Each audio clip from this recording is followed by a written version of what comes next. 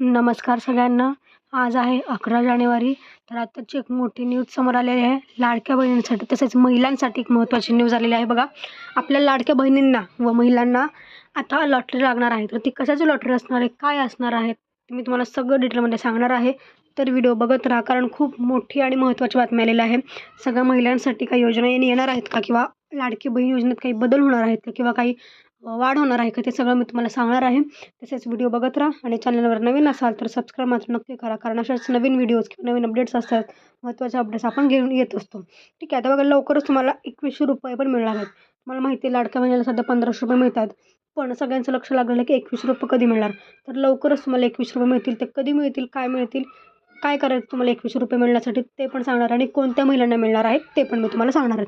ठीक आहे. आणि तसेच काही काही महिला आता ह्या योजनेतून बाद होण्याची शक्यता आहे. त्या का होणार आहेत, कोणत्या महिला अशा आहेत ज्या बाद होऊ शकतात, ते पण सगळ्या गोष्टी मी तुम्हाला लवकरच सांगणार आहे. तर व्हिडिओ शेवटपर्यंत बघत राहा आणि जास्तीत जास्त व्हिडिओ शेअर करा. सगळ्या महिलांनाही माहिती कळली पाहिजे, किंवा काय असेल ते मी तुम्हाला सांगते सगळं. ठीक आहे. चला बघा सविस्तर माहिती. बघा, लाडकी बहीण आणि लाडक्या दीदीला लागणार लॉटरी. बघा, आता काय लॉटरी लागणार आहे, काय मोठी लॉटरी असणार आहे, ते आपण सविस्तरच पाहणार आहोत. बघूयात. लाडकी बहीण योजना 2000 बजेट 2025. ठीक आहे. मध्य प्रदेशातील लाडकी योजनेचा पॅटर्न देशभर गाजला. आता तर अनेक राज्यांनी महिलांसाठी थेट लाभाची योजना सुरू केली आहे. आगामी बजेटमध्ये मुख्यमंत्री लाडकी बहीण योजनेसाठी आर्थिक तरतूद होऊ शकते. बघा, म्हणजे आता जे आपलं बजेट आहे 2025-26 ते लवकरच जाहीर होईल. तर त्या बजेटमध्ये लाडक्या बहिणीसाठी काही आर्थिक तरतूद होऊ शकते, आर्थिक काही वाढ होऊ शकते. ठीक आहे. त्यामुळे लाडक्या बहिणीसाठी एक राखीव आर्थिक मदत ही ठेवू शकतात. त्यामुळे ती काय असणार आहे, किती ठेवणार, काय ठेवणार आणि नक्की काय होणार आहे, ते सगळं आपण डिटेलमध्ये पाहणार आहोत. बघा, केंद्रीय बजेट 2025-26 लवकरच सादर होईल. लाडकी बहीण योजना, लाडकी दीदी योजनांनी भाजप देशातलं पारडं जड झालं आहे. भाजपाला पुन्हा सत्तेत येणं शक्य झालं आहे. या योजनेने चमत्कार घडवला आहे. महाराष्ट्र विधानसभा निवडणुकीत मुख्यमंत्री लाडकी बहीण योजनेने महायुतीला मोठं यश मिळवून दिलं. त्यामुळे आगामी बजेटमध्ये महिला सक्षमीकरणावर केंद्र सरकार भर देण्याची शक्यता आहे.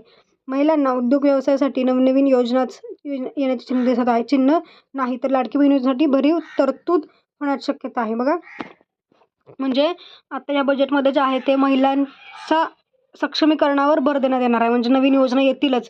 तसेच महिलांना काही बिझनेस, स्वतःचा व्यापार चालू करायचा असेल तर त्यासाठी तर आहेच, पण जी आत्ता लाडकी योजना चालू आहेत त्याच्यासाठी पण भरीव तरतूद, ठीक आहे, भरीव तरतूद होण्याची शक्यता आहे. ठीक आहे. आता ती काय असणार आहे ते आपल्याला लवकरच कळेल. बजेट सादर होईल मार्चमध्ये आहे गेस, कारण तेव्हाच त्या अर्थसंकल्पीय अधिवेशन तेव्हा होईल. त्या अधिवेशनामध्ये महिलांसाठी नवीन नवीन योजना अजून येणार आहेत. लाडकी बहीण तर आहेच, ती अशी चालू राहील, त्यात अजून आर्थिक भर होईल, पण नवीन योजना अजून येणार आहे. त्याच्यामध्ये महिलांना व्यवसाय करण्याची संधी निर्माण होणार आहे, त्यांना आर्थिक सक्षमीकरण त्यांचं होणार आहे. ठीक आहे. आता ते काय असणार ते आपल्याला बजेट जेव्हा जाहीर होईल तेव्हाच कळेल. जेव्हा बजेट जाहीर होईल तेव्हा जेव्हा काही योजना येतील किंवा काही लाडकी बहीण योजनेचं काय होईल तेव्हा आपला व्हिडिओ सगळ्यात आधी येईल. त्यामुळे चॅनलला सबस्क्राईब करून ठेवा. त्यामुळे तुम्हाला लगेच बजेट आलं किंवा काही न्यूज आली किंवा काही योजना आली त्याचं लगेच तुम्हाला आपण हे करू शकतो, काय म्हणून अपडेट देऊ शकतो. बघा, महिला केंद्रीय योजनांवर भर. 2019 ते 2024 या दरम्यान महिला केंद्रित योजनांमुळे केंद्र सरकारला अभूतपूर्व असे यश मिळाले. साक्षरता कार्यक्रमाच्या माध्यमातून 4.5 दशलक्ष महिला मतदारांना जोडण्यात सरकारला मोठे यश आले. तर मुद्रा योजनेने लघु आणि मध्यम उद्योगात महिलांचा टक्का वाढवण्यात मदत केली. बघा, 2019 ते 24 मध्ये महिला केंद्रित योजना काढल्या, त्याच्यामुळे काय झालं, केंद्र सरकारला यश मिळाले. तसेच बघा, मुद्रा योजनेने लघु आणि मध्यम उद्योगात महिलांचा टक्का वाढवला. म्हणजे मुद्रा योजना आहे, त्याच्यामध्ये महिलांचे जे लघु उद्योग असतात त्याच्यामध्ये हातभार लावण्याचं काम मुद्रा योजना करते. ठीक आहे. त्यामुळे तिथं पण महिलांसाठी सक्षमीकरण त्यांनी केलेलं होतं. ठीक आहे. केंद्राच्या दाव्यानुसार 3.6 दशलक्ष महिलांना त्यांचा फायदा झाला. तर पंतप्रधान आवास योजनेअंतर्गत महिलांना हक्काचं घर मिळालं. बघा, सगळ्यांना माहिती आहे पंतप्रधान आवास योजना आहे, ज्यामध्ये तुम्हाला स्वतःचं हक्काचं घर मिळतं किंवा घरकुल तुम्हाला तुमचं मान्य होतं किंवा तुम्हाला घर बांधण्यासाठी मदत होते. त्या योजनेमुळे सुद्धा महिलांना स्वतःची हक्काची घरं मिळाली आहेत. आता परत एकदा तुम्हाला माहिती आहे, परत एकदा आपल्या महाराष्ट्रासाठी महिलांसाठी 20 लाख घरं जी आहेत ती मंजूर झालेली आहेत घरकुल आवास योजनेअंतर्गत महाराष्ट्रासाठी. हे पण खूप महत्त्वाची गोष्ट आहे. त्यामुळे बहिणींना आपल्या स्वतःची घरं, हक्काची घरं जी आहेत ती मिळणार आहेत.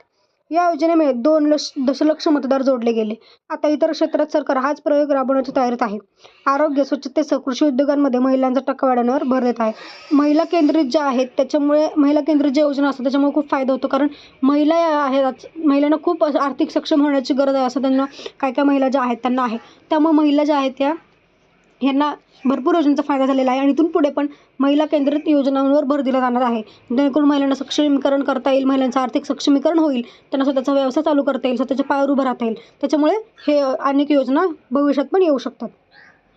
2024-25 बजेटमध्ये ऐतिहासिक पाऊल. आता बघा 24 आणि 25मध्ये काय झालं ते बघूयात आपण.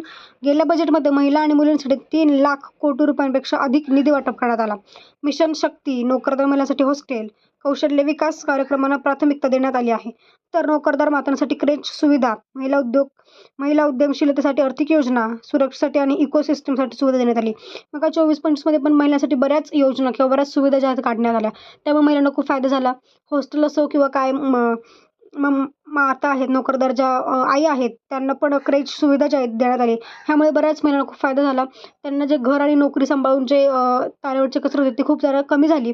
त्यामुळे अशाच ज्या योजना आहेत त्या इथून पुढे येत राहतील, जेणेकरून महिलांना खूप फायदा होणार आहे. ज्या नोकरदार असतील किंवा गृहिणी असतील, सगळ्या महिलांसाठी काही ना काही योजना ज्या आहेत त्या चालू होणार आहेत. ठीक आहे. त्यामुळे त्या बजेटमध्ये आपल्याला 25 आणि 26 बजेटमध्ये आपल्याला कळणार आहे की नवीन कोणत्या योजना येणार आहेत. तसेच लाडक्या बहिणीमध्ये काही बदल होणार आहेत का ते पण मी सांगणार आहे तुम्हाला. तसेच आता लाडक्या बहिणीतून काही महिलांची नावे कोट होतील ते तुम्हाला सांगणार आहे मी व्हिडिओच्या शेवटी, तर शेवटपर्यंत व्हिडिओ बघत राहा. बघा आता 25 आणि 26 बजेटकडनं काय अपेक्षा आहेत बघा ते बघूयात आपण. डिजिटल साक्षरता म्हणजे सगळ्यांना ऑनलाईन साक्षरता बनवणे, म्हणजे ऑनलाईन पद्धतीने तुमची कामं करून घेता यावी यासाठी डिजिटल साक्षरता ही महत्त्वाची आहे, जेणेकरून तुम्हाला घर बसल्या सगळी कामं करता येतील. बऱ्याच लोकांना माहीत नसतं ऑनलाईन कशी कामं करायची, काय तर बरीच कामं ऑनलाईन घरून करता येतात, त्याच्यामुळे त्यांना पण करता यावं यासाठी डिजिटल साक्षरता यासाठी ते महत्त्वाचं आहे. स्टार्टअप्समध्ये सहभाग, रोजगारावर भर, महिला सुरक्षा आणि इकोसिस्टीम तयार करण्याची गरज, म्हणजे हे खूप महत्त्वाचं आहे. महिला सुरक्षेसाठी काहीतरी असलं पाहिजे असं सगळ्यांचं म्हणणं आहे. तुम्हाला पण वाटतं का असं काय पाहिजे? तुम्हाला काही तुमच्या आयडिया असेल तर कमेंटमध्ये नक्की सांगा, आपल्याला आता कळतील काय आयडिया आहेत. उद्योग कौशल्य विकास कार्यक्रमांना प्राधान्य देण्याची आवश्यकता आहे. आरोग्य योजना आणि स्वच्छता कार्यक्रमावर भर देण्यात यावा. ग्रामीण महिलांसाठी एखादी धमाकेदार योजनेची गरज व्यक्त होता बघा. ज्या ग्रामीण महिला आहेत, ज्या गृहिणी असेल किंवा शेतात काम करत असतील, अशा महिलांसाठी पण काहीतरी एक धमाकेदार योजना ज्या ती यायला हवी असं गरज आहे त्याची, असं म्हणणं आहे. ठीक आहे. आता काय असेल काय नाही ते तर करतीलच, पण काही तुमच्याकडे काय आयडिया असतील तर तुम्ही नक्की सांगू शकता, कमेंटमध्ये सांगा, म्हणजे कळेल आपल्याला काय आहे. त्यांना आर्थिक पाठबळ देण्याची, त्यांच्या उत्पादनाला बाजारपेठ मिळवून देण्याची मागणी होत आहे. आता 5 वर्षे लोकसभेची निवडणूक नसली तरी हा मतदार टिकवून ठेवण्याचं कसब सरकारला पणाला लावावे लागणार आहे. ठीक आहे. म्हणजे आता सरकारला बऱ्याच योजना काढण्याची खूप गरज आहे किंवा काढावीच लागणार, कारण ही जी योजना आहे त्या योजनेमुळेच काय होतं, महिलांना आश्वासन किंवा काय म्हणतो विश्वास प्राप्त होतो की ही जे सरकार आहे आपल्याला काहीतरी मिळवून देऊ शकतं. त्याच्यामुळे ही योजना त्यांना काढणं गरजेचं आहे.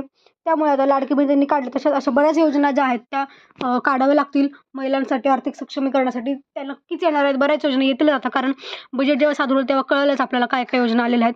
तसं आता मी सांगितल्याप्रमाणे लाडकी बहीण योजना 60 लाख महिलांना वगळण्यात येणार आहे. त्याचं कारण म्हणजे तुम्हाला माहिती निकष आहेत. निकषाच्या बाहेर जर तुम्ही असाल तर तुमचं पण नाव जे हटवू शकतात. निकष म्हणजे काय बघा, 4 चाकी गाडी तुमच्या घरात असेल तर, तुमच्या घरात कोणी सरकारी नोकरी करत असेल, कोणी इन्कम टॅक्स भरत असेल, अशा ज्या महिला आहेत त्या सगळ्यांना आता वगळण्यात येणार आहे.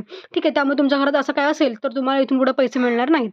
तर आता बघा ह्या गोष्टी आहेत, कारण काय होतं, पात्र महिला ज्या आहेत त्यांना लाभ मिळतो, पण अपात्र महिला पण ज्या आहेत त्यांनी फॉर्म भरले त्यांना पण लाभ मिळतो. तर तो सरकारचा जो बोजा येतो, त्यांचा आर्थिक बोजा सरकारवर, तिजोरीवर, तो कमी करण्यासाठी त्यांनी निर्णय घेतलेला आहे. त्यामुळे आता RTOकडनं जे आहे ते मागवलेलं आहे, काय म्हणू आपण, माहिती मागवली, बाकीच्या सोर्सकडनं माहिती मागवली, त्याच्यामुळे जे कळेल की अपात्र कोण आहे त्या महिलांना आता योजनेतनं कट करण्यात येणार त्यांची नावं. ठीक आहे. तर तुम्हाला वाटते का असं सरसकट पडताळणी हवी का काय, कमेंटमध्ये नक्की सांगा.